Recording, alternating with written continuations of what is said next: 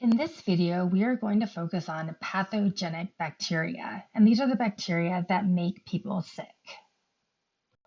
So first, let's define this word pathogen. So a pathogen is really anything that can cause disease in an organism. So bacteria are not the only potential pathogenic organisms out there. We've already talked about viruses in a previous chapter, and they can be pathogenic, making you sick. Some fungi, such as athlete's foot, is an example of a fungal infection. We also talked about prions and viroids when we talked about viruses in that chapter. And remember, prions can cause things like mad cow disease, and viroids can be pathogenic in plants. Now, often when we think of bacteria, we think of bacteria as being a bad thing, but 99% of bacteria are actually not pathogenic. So that means that less than or about 1% of bacteria can actually make you sick. The rest of these bacteria in our environment actually help to keep us alive.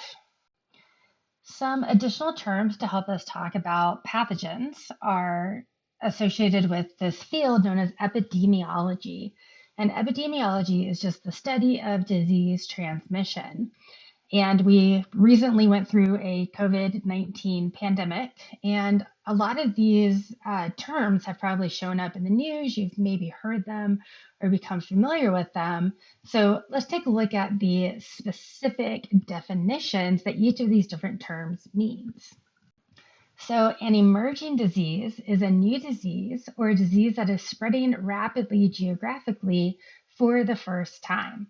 So when coronavirus, the specific strand that caused COVID-19, when it first developed and started spreading rapidly, it was an emerging disease. Now, some diseases, we call them re-emerging, meaning that maybe they existed and then were under control, meaning there was a low incidence in the population, but they started to spread again. An example of a re-emerging disease, maybe in the last decade or so, are actually the measles. After the kind of anti-vaccination movement happened, the measles, which were pretty much under control and something that wasn't really heard of in the current generation, now started to show up again because people were not vaccinated. And so measles, we started to have these outbreaks of measles. Zoonoses are pathogens that can spread from animals to humans. So a lot of pathogens are specific as to what they can infect, but genetic diversity, mutations, for example, can sometimes allow them to jump from one host or one type of host to another. So about 75% of emerging diseases are probably jumping from a different animal into humans. It's believed that the SARS coronavirus that led to the COVID-19 outbreak likely developed in the wet markets of China, where there were wildlife that were existing in very close spaces. And they believe that the virus kind of mutated from either a type of wildcat or bat and was able to kind of make that jump into humans. Now, an epidemic is a disease that occurs in an unusually high number of individuals in a population at the same time. So when coronavirus first started developing, it was pretty much localized to China. So the epidemic was in China, and more specifically, it was in a specific area of China. Now, once that disease started to spread around the world, it was known as a pandemic. And that's just an epidemic that is more widespread and has spread to other countries and continents. Now, if a disease is considered endemic, it means that it's always present, but it's not necessarily at the pandemic or epidemic levels that it maybe was at one point. For example, the flu is considered an endemic disease. It's something that is always present, but in a relatively low incidence in a population. The SARS coronavirus that causes COVID-19 is now considered an endemic disease in that it is always present and it's always going to be around, but we're not having the super high number of cases like we were, mostly because people have become vaccinated. And that has helped to reduce the incidence and reduce the stress on things like hospitals and medical facilities and doctors. So let's talk about some historical bacterial epidemics in history. So going back to 430 BC, we had the Plague of Athens, and it's believed to have killed a quarter or 1/4 of all troops fighting in the Peloponnesian War. It was probably a form of typhoid caused by a bacterium known as Salmonella enterica, Serovar typhi. And whenever you see these italics here,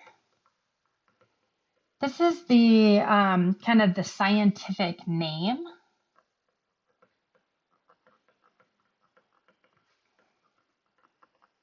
of something. So in this case, it's the scientific name of a bacterium, but we also italicize the scientific name, for example, humans or Homo sapiens, and so we would italicize Homo sapien as well.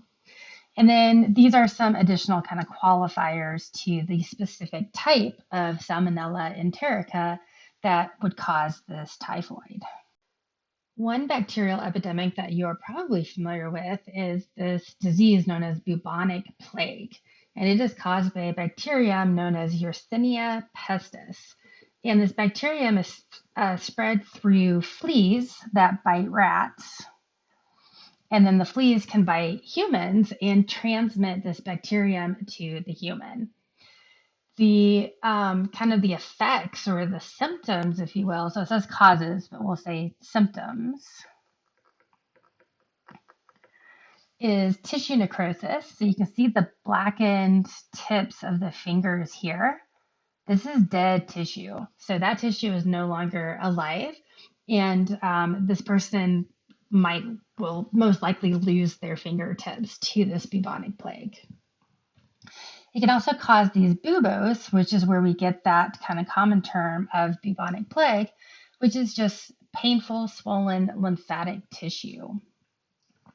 There's also a pneumonic form called pneumonic plague, and pneumo typically has to do with the lungs. And so this is a respiratory form of bubonic plague that can be passed from human to human.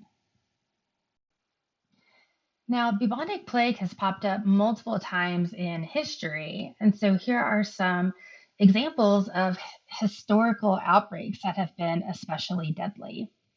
So back in 541 to 750, we had the plague of Justinian, which killed about 1/4 to 1/2 of all humans in the Eastern Mediterranean and European populations.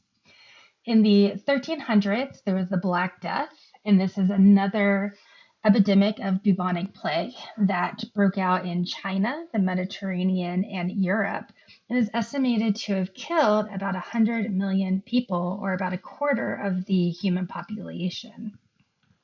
In the 1600s, there was another bubonic plague outbreak that occurred in London. And it's interesting if you look at a graph of human population growth. So if we look at time and human population size. So generally speaking, over time, the human population has grown exponentially.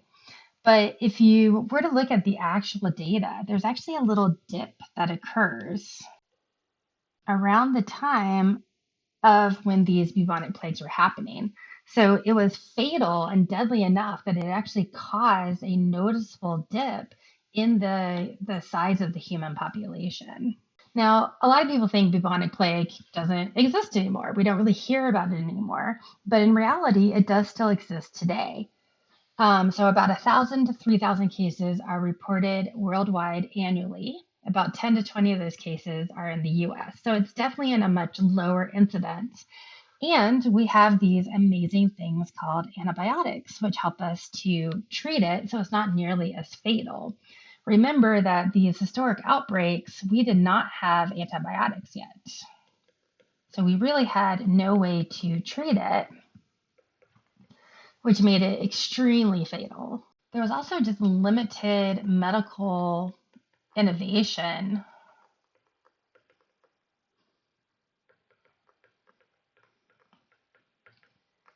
So they didn't have things like respirators, or they didn't, at this point, they probably didn't even understand germ theory.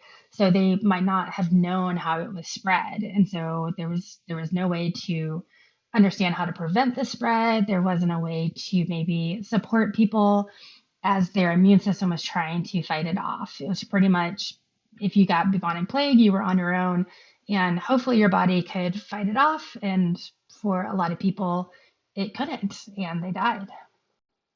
Now, a lot of pathogenic bacteria can cause what we kind of collectively call food poisoning. Now, food poisoning can actually be caused by several different types of bacteria that can cause different symptoms. So, food poisoning isn't a specific diagnosis, it's just kind of a group of symptoms that can be attributed usually to some sort of food-borne bacterium.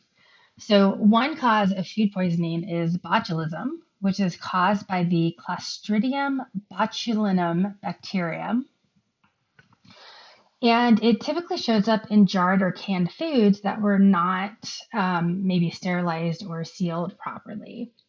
It can be fatal. It actually works to paralyze muscles. So, if it paralyzes the muscles associated with breathing, for example, then you would stop breathing and it can cause death. In our modern world, we have better sterilization and canning techniques, so botulism is a fairly rare incident.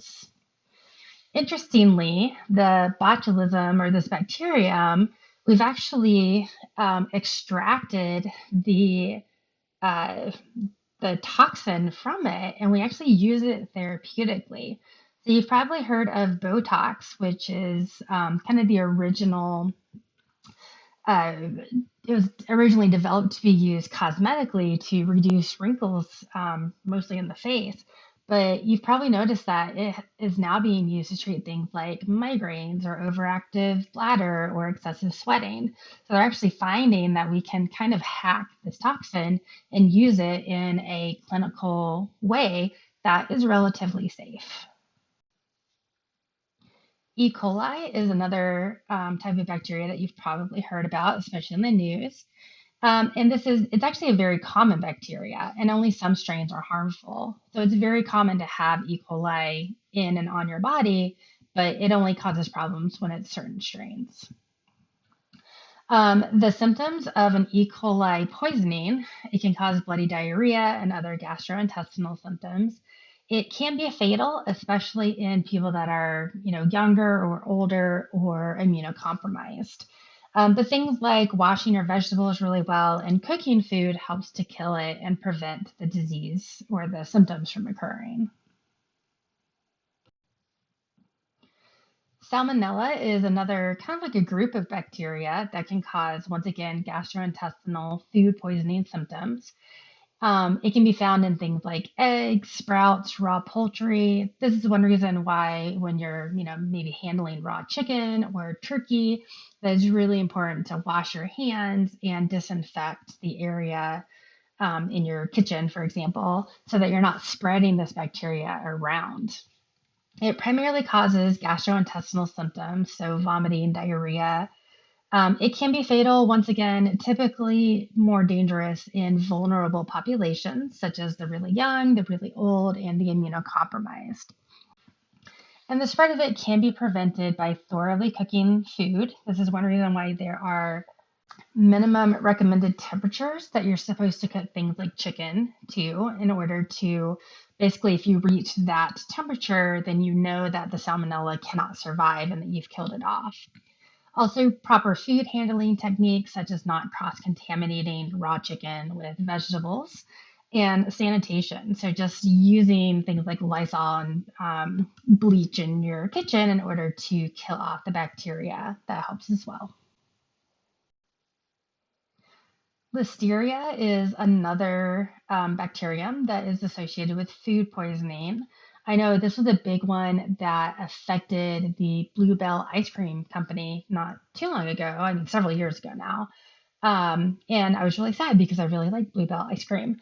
They were able to, well, they had to shut down the factory for a long time and do really deep cleaning, but they were able to eventually reopen. So this Listeria bacteria can be found in things like meats, raw cheeses, vegetables, et cetera, et cetera. It causes a condition known as listeriosis, which can cause fever, nausea, vomiting, muscle aches.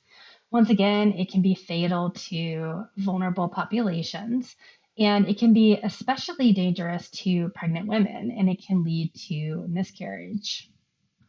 And this is one reason why pregnant women are kind of recommended to not eat certain types of seafood and certain types of cheeses because of this higher possibility of getting listeria. But once again, proper food handling techniques and sanitation, preventing cross contamination, cooking food really well, these are all things that can help to kill the bacteria and reduce the disease. We talked previously about biofilms, which are some of what we think to be some of the original prokaryotes that existed or evolved. And these biofilms are still around today, and they can actually be really hard to get rid of because they are resistant to a lot of disinfectants and drugs. And these are just a couple of examples of diseases that might be caused by biofilms. So, Legionnaire's disease, otitis media, which is also known as an ear infection, dental plaque. So, this is the plaque that can eat away at the enamel on your teeth and cause cavities. It can also be a really bad infection of things like catheters, prosthesis, so people that have like artificial limbs, contact lenses. This is one reason why it's important to switch out your contact lenses regularly. Pacemakers, medical equipment, open wounds, food, et cetera, et cetera. Now, the somewhat good news is that we do have modern day drugs known as antibiotics. And the word antibiotic actually means against life. And these are chemicals that are designed to specifically attack bacteria. Now, some of them are actually produced by other microbes. So we can actually kind of hack some bacteria, for example, or even other types of microbes to basically steal their antibiotics and use it for ourselves. So, one example would be penicillin, which is actually produced by a fungus. Today, we can also make antibiotics synthetically, so we can make it in a laboratory setting. Just a reminder, though, that antibiotics do not kill viruses. So if you have a viral infection like COVID-19 or the flu or the common cold, this antibiotic is not going to work against those viral infections. Now, different types of antibiotics are needed for different types of infections. So there are a ton of different antibiotics out there. So there's penicillin, which is pretty well known, but there's also doxycycline and amoxicillin and a whole bunch more that I can't think of right now. But all of these antibiotics are kind of designed to treat different specific types of bacteria. And this is one reason why you can't just go to the store and buy antibiotics over the counter, because an antibiotic that is designed to treat a skin infection might not work as well against a bacterium that infects the gastrointestinal system. So you have to have specific antibiotics for specific bacteria in specific environments. Not all bacterial infections can be treated with antibiotics either. So there are some types of bacteria that we don't have an antibiotic that we just haven't discovered or developed to fight it off. So you can't just say, oh, it's just a bacterial infection, I'll just go take some antibiotics, because not every bacterial infection can be killed with antibiotics. Now, this picture here, this is actually a video that I unfortunately cannot play in this program that I'm using to record, but I will post it on the LMS so that you can see it. And it's really neat. It's actually a video of antibiotics killing these bacteria. And you can actually see the bacteria kind of like pop and explode. Now, one kind of frightening development is this idea of antibiotic resistance. And this is a very, very bad thing to humans. And what this means is that some antibiotics are no longer able to kill some bacteria. So basically, bacteria that we previously had antibiotics that we could use to treat them are no longer being killed by those same antibiotics. And this happens through the process of natural selection. So basically, if you have a whole bunch of bacteria,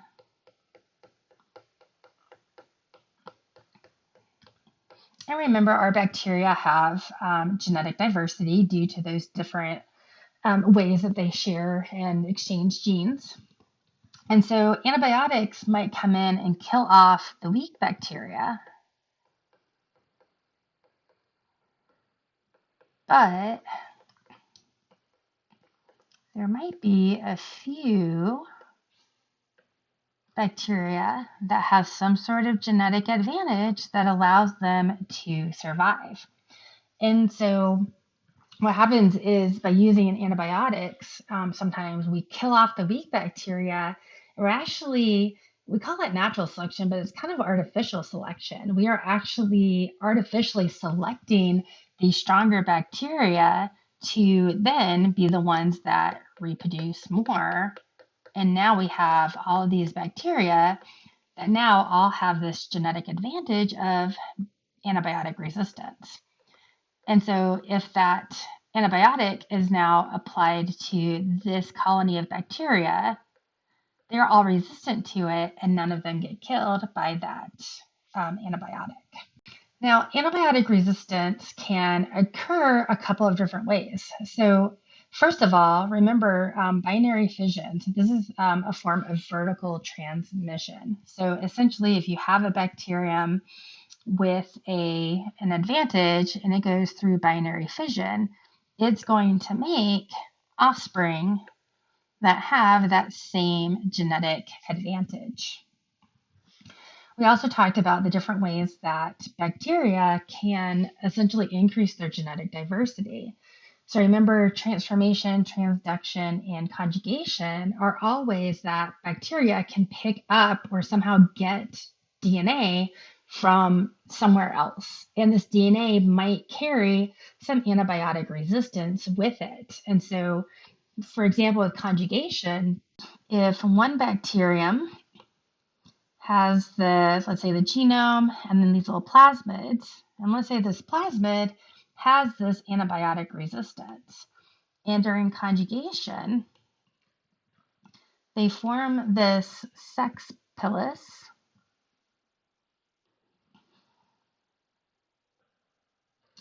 And now some of those plasmids are transmitted into this bacterium. So then this bacterium ultimately breaks off again on its own, so that sex pilus goes away. But now it has this antibiotic resistance in the plasmid. Now, I want to talk about this picture here because what we're looking at is like a petri dish, and this area here, this is bacteria that has been grown on a medium like agar. And that's what all these little stripes are here. That's the bacteria. Now, these little discs have been soaked in different types of antibiotics.